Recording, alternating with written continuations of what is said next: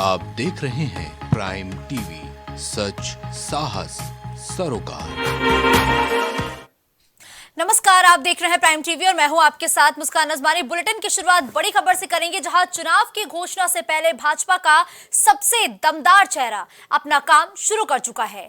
वो दमदार चेहरा कोई और नहीं बल्कि खुद प्रधानमंत्री नरेंद्र मोदी हैं, जो 10 दिन में 12 राज्यों और केंद्र शासित राज्यों का दौरा करते हुए 29 कार्यक्रमों में हिस्सा लेंगे। और गौर करने वाली बात यह है कि आर्टिकल 370 हटने के बाद पहली बार पीएम जम्मू कश्मीर के दौरे पर जा रहे हैं। 7 मार्च को जम्मू कश्मीर की राजधानी श्रीनगर का दौरा करेंगे। इस दौरान वो विकसित भारत विकसित जम्मू कश्मीर कार्यक्रम के तहत पर्यटन और कृषि समेत कई क्षेत्रों की विकास परियोजनाओं का उद्घाटन और शिलान्यास भी करेंगे। भाजपा ने जहां अपनी पहली लिस्ट जारी कर दी है, वहीं आने वाले दिनों में भाजपा की केंद्रीय चुनाव समिति की बैठक फिर होनी है। प्रधानमंत्री मोदी 5 मार्च को तेलंगाना गए, फिर आज पश्चिम बंगाल और बिहार के दौरे पर हैं। पीएम मोदी कल जम्मू कश्मीर के कई कार्यक्रमों में शामिल होंगे। इसके बाद दिल्ली में भी एक कार्यक्रम में शामिल होंगे। तो धुआंधार प्रचार करते हुए इस वक्त प्रधानमंत्री नरेंद्र मोदी नजर आ रहे हैं। जहां बीते दिनों प्रधानमंत्री नरेंद्र मोदी तेलंगाना में मौजूद थे, दक्षिण के राज्यों में वो सौगात देते हुए नजर आए, तो वहीं प्रधानमंत्री नरेंद्र मोदी बंगाल के दौरे पर भी पहुंचे और आज उन्होंने वर्चुअली तौर पर आगरा को मेट्रो की सौगात दी है और साथ ही साथ वो कोलकाता में भी मेट्रो में सफर करते हुए नजर आए। और अब प्रधानमंत्री नरेंद्र मोदी का जो कार्यक्रम है वो काफी अहम है, क्योंकि आर्टिकल 370 हटने के बाद पहली बार प्रधानमंत्री नरेंद्र मोदी जम्मू कश्मीर के दौरे पर रहने वाले हैं, जिसको लेकर तैयारियां शुरू कर दी है। पूरे जम्मू कश्मीर को अवैध किले में तब्दील कर दिया गया है। जम्मू कश्मीर कई मायनों में अहम हो जाता है। यहाँ पर आतंकी गतिविधियां अक्सर देखने को मिलती है, जो कि भाजपा दावा करती है कि जब से उनकी सत्ता आई है केंद्र में, तब से आतंकी गतिविधियों पर काफी हद तक अंकुश लग चुका है। वहीं अब प्रधानमंत्री नरेंद्र मोदी आर्टिकल 370 हटने के बाद पहली बार जम्मू कश्मीर के दौरे पर रहने वाले हैं। वही आज प्रधानमंत्री नरेंद्र मोदी बंगाल के दौरे पर थे, जहां वो संदेश खाली की पीड़ित महिलाओं से मुलाकात करते हुए नजर आए, उनको भरोसा दिलाते हुए नजर आए। तो वही अब कल प्रधानमंत्री नरेंद्र मोदी जम्मू कश्मीर के दौरे पर रहेंगे।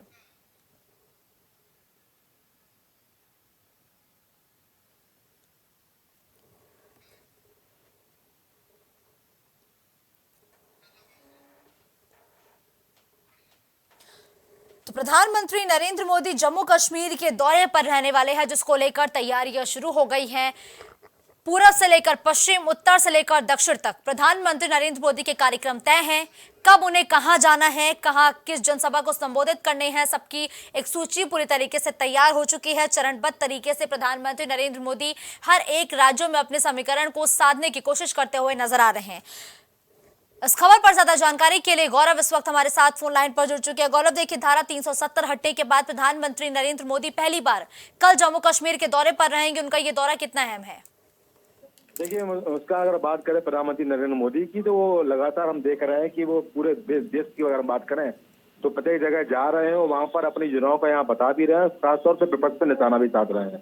अगर जम्मू कश्मीर की बात करें तो निश्चित रूप से बहुत अहम वहाँ पर अनुच्छेद वहाँ पर 370 जो था वहाँ पर जो हटाया गया, क्योंकि बीजेपी के एजेंडे में शामिल था, और जो इसे हटाने जाने के बाद प्रधानमंत्री वहाँ जा रहे हैं, तो निश्चित रूप से अहम दौरा है। क्योंकि अगर कश्मीर की बात करें तो वहाँ पर तमाम तरह की विकास योजनाओं के माध्यम से लोगों को लाभ दिया गया है, और निश्चित रूप से वहाँ पर जो स्थिति है वो बहुत अलग है। क्योंकि हमने पहले भी देखा है कि कश्मीर में स्थिति क्या थी, और वहाँ पर तमाम ऐसी चीजें थी जो वहाँ पर रुकी हुई थी। अगर बात करें थिएटर की, तो 33 साल बाद वहाँ पर थिएटर खोले गए हैं, तमाम तरह की व्यवस्थाएं वहाँ पर सुचारू से शुरू की गई है। तो कहीं ना कहीं थोड़ा बहुत अहम है, क्योंकि जो अनुच्छेद 370 है उसको हटाने के बाद लगातार ये कहा जा रहा था कि बीजेपी को नुकसान होगा, और जिस तरह से लद्दाख में चुनाव हुए थे वहाँ पर बीजेपी को हार का सामना करना पड़ा था, बहुत अच्छा प्रदर्शन वहाँ पर नहीं हुआ था। तो निश्चित रूप से यहाँ पर ये बात भी अहम होगी कि यहाँ पर प्रधानमंत्री नरेंद्र मोदी जम्मू कश्मीर जाते हैं तो कौन कौन सी विकास योजनाओं की वहाँ पर शुरुआत करेंगे, और कश्मीर की जनता को क्या कुछ मिलने वाला है। क्योंकि यहाँ पर 370 अनुच्छेद हटने के बाद पहला दौरा उनका होगा, और निश्चित रूप से इस दौरे के तमाम मायने भी है, क्योंकि यहाँ पर लोकसभा चुनाव आने को है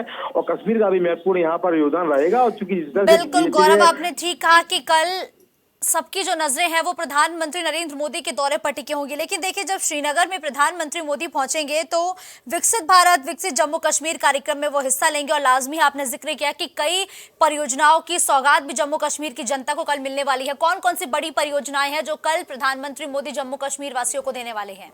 नहीं मुस्कान, वहाँ पर अगर बात करें तो वहाँ कॉरिडोर की बात भी चल रही है, और अगर बात करें तो कश्मीर को पर्यटन के रूप में विकसित करने की लगातार वहाँ चर्चाएं भी चल रही हैं। और खासतौर पर जिस तरह से देखा जा रहा है जो कश्मीर के निवासी हैं उनको रोजगार के जो कार्यक्रम है वो कैसे सहयोग किए जाए, उनके लिए रोजगार यहाँ पर पैदा किया जाए, वो भी उनकी महत्वपूर्ण योजनाओं में शामिल होगा। और खासतौर पर बात देखा जाए तो वहाँ पर तमाम तरह के बहुत जैसी योजनाओं की शुरुआत भी करें, चाहे हम पावर ग्रिड सेक्टर की बात करें, चाहे रोजगार सेक्टर की बात करें मुस्कान, चाहे हम हाईवेज की बात करें, तो तमाम तरह की योजनाओं के माध्यम से यहाँ पर कश्मीर को लोगों को सौगात दी जाएगी। और निश्चित रूप से दौरा बड़ा अहम है क्योंकि लोकसभा चुनाव आने को है, कुछ ही समय बाद आचार संहिता भी लागू हो जाएगी और निश्चित रूप से दौरे के माध्यम से बीजेपी केवल और केवल कश्मीर के लोगों को सौगातें नहीं देगी बल्कि लोकसभा चुनाव को देखते हुए कुछ माइलस्टोन भी साधने का प्रयास करेगी। बिल्कुल ठीक है, धन्यवाद गौरव इस खबर पर हमारे साथ जुड़ने के लिए।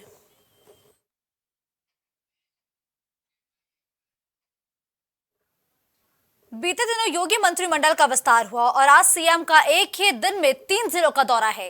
सीएम योगी आज सुबह आगरा पहुंचे, जहां पीएम ने वर्चुअली मेट्रो का उद्घाटन किया। सीएम ने मेट्रो का सफर तक किया और आगरा वासियों को यह बड़ी सौगात दी है, जिसके बाद सीएम सैफई दौरे पर पहुंचे, जहां यूपी आयुर्विज्ञान यूनिवर्सिटी सैफई में 500 बेड के सुपर स्पेशलिटी अस्पताल की सौगात जिले वालों को मिल रही है। इसके बाद अब से 4:30 बजे का वो समय होगा जब सीएम लखनऊ लोक भवन सभागार के कार्यक्रम में शामिल होंगे और आयुष विभाग की 238 करोड़ की 271 विकास परियोजनाओं का शिलान्यास और उद्घाटन करेंगे। सीएम का यह दौरा लोकसभा चुनाव की वजह से काफी अहम माना जा रहा है। एक और तो ऐसी बातें भी होनी शुरू हो गई थी कि चुनाव नजदीक है, इसलिए ताबड़तोड़ तोहफे लोगों को मिल रहे हैं।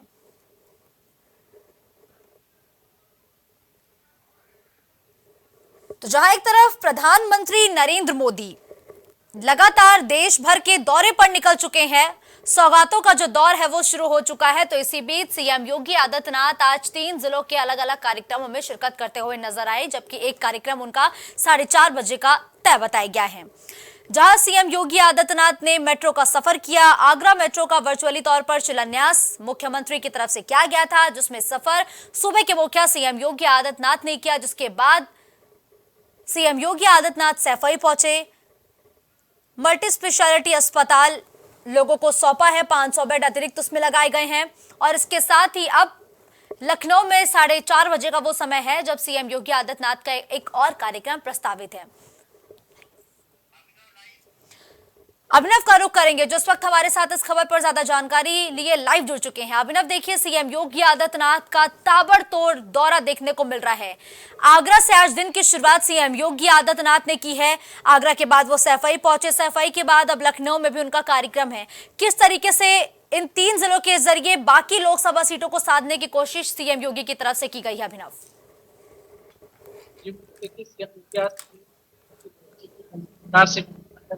उसके बाद आज जो सीएम योगी हैं वो आज 3 जो जिले हैं उनके दौरे पे थे।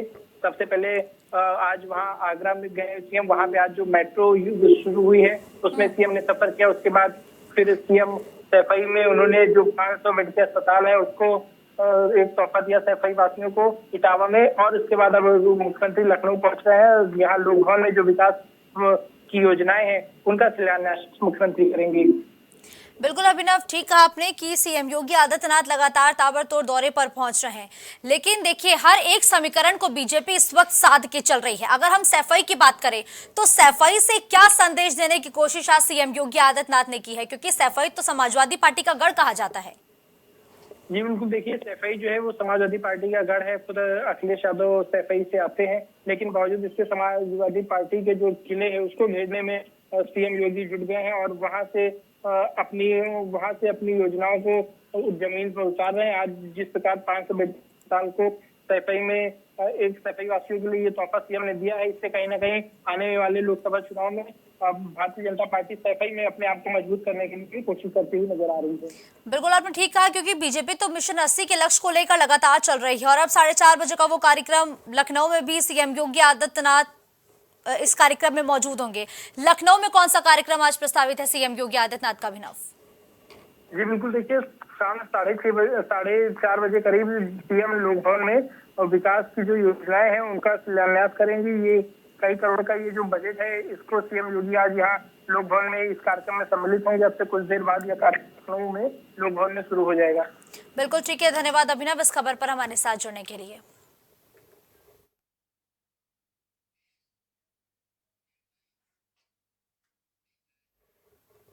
फिल्म अभिनेत्री और पूर्व सांसद Jaya Prada Rampur MP MLA court में आचार संहिता उल्लंघन मामले में सुनवाई के दौरान आज आखिरकार पेश हुई हैं। 2019 में लोकसभा चुनाव के दौरान रामपुर के केमरी और स्वार थाने में जयप्रदा के खिलाफ आचार संहिता के उल्लंघन के 2 मामले दर्ज किए गए थे। वही तहकीकात के बाद पुलिस ने चार्जशीट कोर्ट में दाखिल की। जयप्रदा का कोई भी पता नहीं चल रहा था, वो पेशी पर नहीं आ रही थी। ऐसे में उन्हें फरार तक घोषित कर दिया गया था, जिसके बाद उनके खिलाफ गैर जमानती वारंट भी निकाला गया।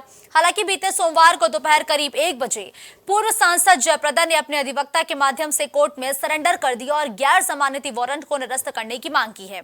कोर्ट ने जज से सवाल भी किया कि वो कोर्ट में हाजिर क्यों नहीं हो रही थी, तो इस पर पूर्व सांसद ने अपनी बीमारी के बारे में बताया और कहा कि फिर कभी ऐसी गलती नहीं होगी। बहरहाल आचार संहिता के 2 मामले रामपुर एमपी एमएलए कोर्ट में दर्ज किए गए थे, जिसकी सुनवाई रामपुर की एमपी एमएलए स्पेशल कोर्ट में जारी है। जल्द ही इस मामले में फैसला भी आ सकता है।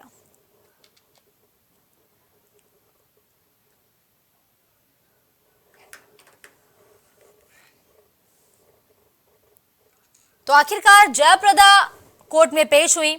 रामपुर के एमपी एमएलए कोर्ट लगातार उनको पूछताछ के लिए तलब कर रहा था, लेकिन उनके अधिवक्ता की तरफ से बीमारी का लगातार हवाला दिया जा रहा था। फिर जब कोर्ट की तरफ से गैर जमानती वारंट जारी हुआ तो आखिरकार जयप्रदा एमपी एमएलए कोर्ट में पेश हुई हैं।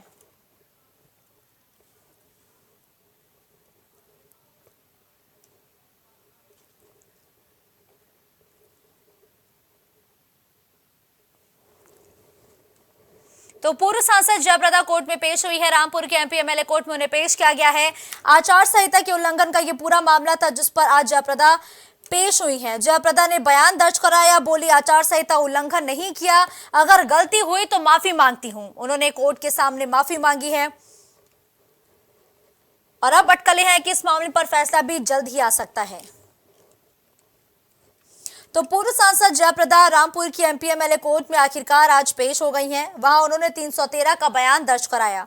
उन्होंने कहा आचार संहिता उल्लंघन जैसा कोई काम नहीं किया, अगर कोई गलती हुई हो तो उसके लिए क्षमा चाहती हूं। ये तमाम बड़ी बातें आज कोर्ट परिसर के अंदर कही गई हैं। जयप्रदा की तरफ से पूर्व सांसद आचार संहिता के उल्लंघन के मामले पर उनके खिलाफ मामला दर्ज किया गया था। लगातार कोर्ट उन्हें तलब कर रहा था, लेकिन हर बार उनके अधिवक्ता की तरफ से बीमारी का बहाना देकर टाल दिया जा रहा था सुनवाई को, पेशी को।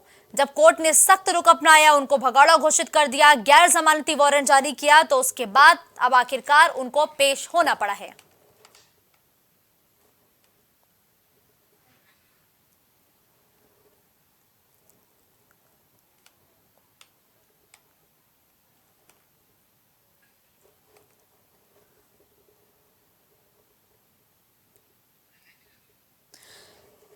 तो देखिए, जयप्रदा ने अपना बयान दर्ज करा लिया है। उन्होंने कहा है कि आचार संहिता का उल्लंघन नहीं किया गया है और अगर आचार संहिता का उल्लंघन किया गया है तो वो माफी मांगती है। उन्होंने कोर्ट परिसर के अंदर आज माफी मांगी है और अब उम्मीद है कि इस मामले पर जल्द ही फैसला भी आ सकता है। अब देखना होगा कि क्या जयप्रदा को क्लीन चिट मिलती है या फिर जयप्रदा को इस मामले में दोषी करार दिया जाता है।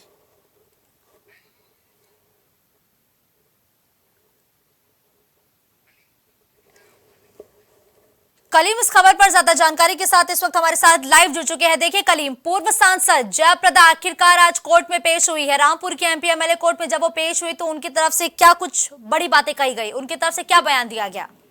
देखिए मुस्कान जी, जिस तरीके से बात किया है जयप्रदा के खिलाफ, जिस तरीके से एमपी एमएलए कोर्ट में मामला चल रहा था, क्योंकि इनके खिलाफ 2 मुकदमे दर्ज हुए थे आचार संहिता उल्लंघन को लेकर के। उस मामले को लेकर के जिस तरीके से इनको पेशी पर उपस्थित होना था, लेकिन ये पेशी पर लगातार उपस्थित नहीं हो रही थी और इन्हीं सब मामलों को लेकर के कई बार जब नोटिस जारी हुई, नोटिस पर भी ये उपस्थित नहीं हुई, तब इनके खिलाफ एनबीडब्ल्यू का वारंट जारी हुआ था, जिसमें साफ तौर से पुलिस को आदेश दिया गया था कि जयप्रदा को गिरफ्तार करके कोर्ट में पेश किया जाए। फिलहाल जिस तरीके से 2 साल बीता, उसके बाद अब ये जो इनका जो वकील है, वकील ने इनका पक्ष कोर्ट में रखते हुए इनको सरेंडर करने की बात कही थी। फिलहाल अब कोर्ट ने जब इस मामले में जयप्रदा से इस मामले में पूछा कि आखिर वो अब तक क्यों कोर्ट में पेश नहीं हुई थी, तो उस मामले में साफ तौर से ये कहा गया, उन्होंने अपनी बीमारी का हवाला दिया और बीमारी का हवाला देते हुए कोर्ट से माफी मांगी कि वो जिस तरीके से उपस्थित नहीं हो पाई है, तो उस मामले को लेकर के उनकी गिरफ्तारी की जो बात है तो गिरफ्तारी ना हो पाए। तो इन सभी मामलों को लेकर के फिलहाल कोर्ट ने तो उन्हें राहत दे दी है, लेकिन कोर्ट ने जिस तरह से उनको राहत दी है, तो राहत देने के बाद से अभी जो मामला है, इस मामले में अभी सुनवाई चल रही है और सुनवाई के बाद अभी फैसला जो आएगा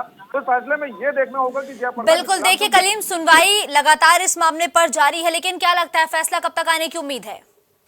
देखिए मुस्कान जी, जिस तरीके से अभी जो फैसला चला उस मामले में अभी कुछ भी कहना जल्दबाजी होगी, क्योंकि कोर्ट ने जिस तरीके से एनपीडब्ल्यू वारंट जारी किया था, तो एनपीडब्ल्यू वारंट जो जारी होता है तो उसमें तत्काल गिरफ्तारी करके पुलिस उसको कोर्ट में पेश करती है और उसके बाद जो जेल की बात की जाए, कारावास की बात की जाए तो कारावास भेजा जाता है। लेकिन अभी इस मामले में जयप्रदा की जो बात है, जयप्रदा के मामले में अभी कोई गिरफ्तारी नहीं हो सकी है। फिलहाल जिस तरीके से पक्ष रखा गया है, बीमारी का हवाला देते हुए जो अपनी बात रखी गई उसमें कोर्ट से जो एक मोहलत मांगी है, क्षमा मांगी है, लेकिन कोर्ट इस मामले में राहत देता है या फिर इनकी गिरफ्तारी लेता है।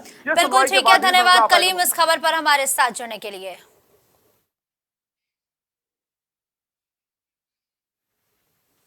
तो एक बार फिर से पूर्व सांसद धनंजय सिंह चर्चा में हैं। अपहरण कराने, रंगदारी मांगने और गाली गलौज कर धमकाने का मामला इस पूरे फसाद की जड़ बना। नमामि गंगे के प्रोजेक्ट मैनेजर अभिनव सिंघल का करीब 3 साल पहले अपहरण हुआ था। इस मामले में पूर्व सांसद धनंजय सिंह और सहयोगी संतोष विक्रम सिंह को एडीजे चतुर्थ एमपी एमएलए शरद कुमार त्रिपाठी की अदालत ने दोषी पाया है। अदालत मामले में सजा सुनाने वाली है। अदालत ने धनंजय और संतोष विक्रम को दोष सिद्ध वारंट बनाकर जिला जेल भेज दिया है। आपको बता दें कि मुजफ्फरनगर के रहने वाले अभिनव सिंघल ने 10 मई 2020 को लाइन बाजार थाने में पूर्व सांसद धनंजय सिंह और संतोष विक्रम सिंह के साथ ही 2 अज्ञात के खिलाफ मुकदमा लिखाया था। इस मामले में अगर बात की जाए तो पुलिस ने भी कार्रवाई की और पुलिस ने संजय सिंह को उनके आवास से गिरफ्तार कर कोर्ट में पेश किया था, जहां से उन्हें न्यायिक हिरासत में लेते हुए जेल भेज दिया गया था। इलाहाबाद हाई कोर्ट से जमानत पर धनंजय सिंह जेल से बाहर आए थे। अपहरण के मामले में 10 साल तक के कठिन कारावास का प्रावधान है। रंगदारी में भी 10 साल तक के कारावास और जुर्माना दोनों का प्रावधान है। ऐसे में ये बातें भी हो रही है कि धनंजय सिंह को 10 साल की जेल भी हो सकती है, लेकिन अभी फिलहाल कोर्ट ने उनको दोष सिद्ध तो करार दिया है, लेकिन अभी आज इस मामले पर सजा सुनाना बाकी है।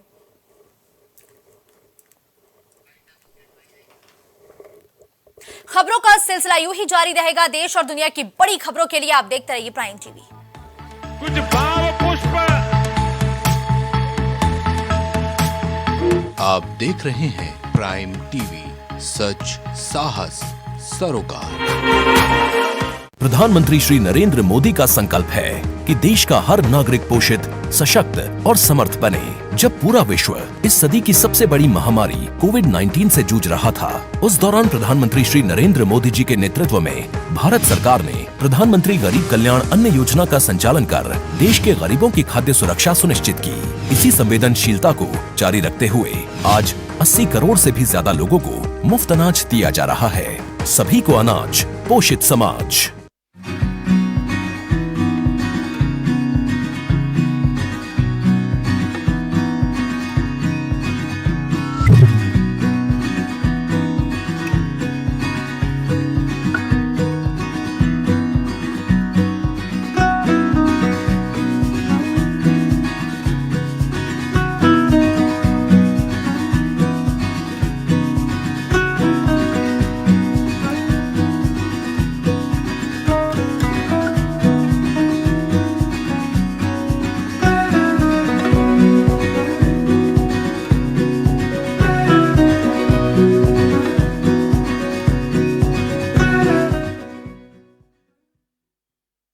अगर आप करना चाहते हैं अपने बिजनेस को प्रमोट, तो इसके लिए आपको चाहिए होगा एक support.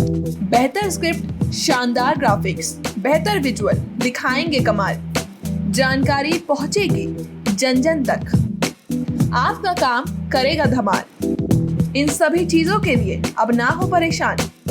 Brand promotion, motion designing and video editing, 2D और 3D animation, television telecasting, social media works, script writing जैसे कामों के लिए आज ही कांटेक्ट करें 9267925186 पर। इसी के साथ ही आप हमें जीमेल भी कर सकते हैं vikasproduction.gfx@gmail.com पर। मिनटों में जानेंगे आप अपने शहर का हाल। रिपोर्टर्स रखेंगे